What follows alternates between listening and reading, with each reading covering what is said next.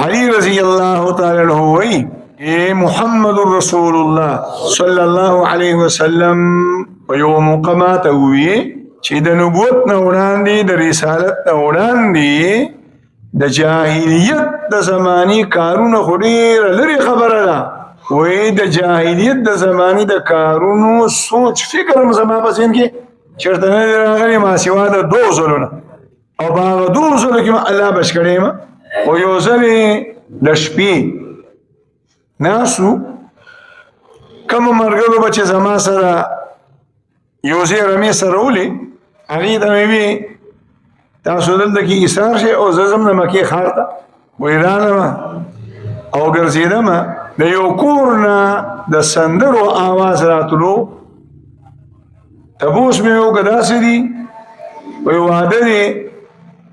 او د هغه واده په خوشحالۍ کې سندرې دي وایي ما هم دا زړه کې وي چې راشه او د دې دیوال نه پورې غاړه کښېنه وایي وره وایي چې څنګه زه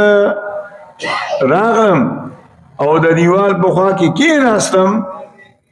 الله پاک را باندې خوب داسې غالب کړو چې اوده شوم او د هغه سندرې یو ټکی مې ونه اورېده او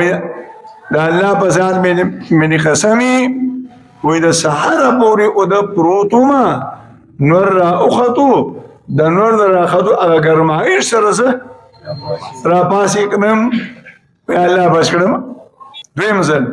چې کله کعبه جوړېده د نبي علیه السلام عمر 35 سالو د نبوت د 15 کاله وړاندې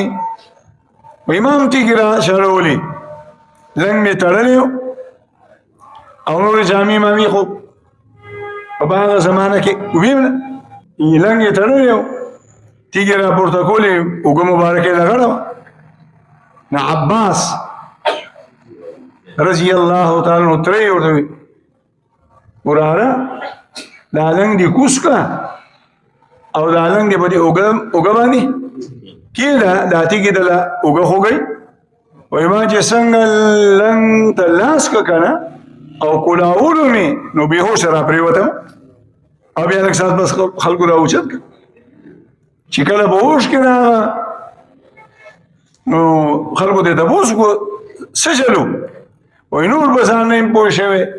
خو یو سپین پوشه سړی راغه مخې ته او را باندې چغه یې کړه یا محمد عورتک عورتک عورتک پام کوه عورت ښکاره نه کړي او د دې سره بېهوشه شو د غرض دا نبی علیه السلام او تمامو پیغمبرانو د نبوت نه وړاندې هم الله پاک د هر قسم ګناه نه بچ ساتلي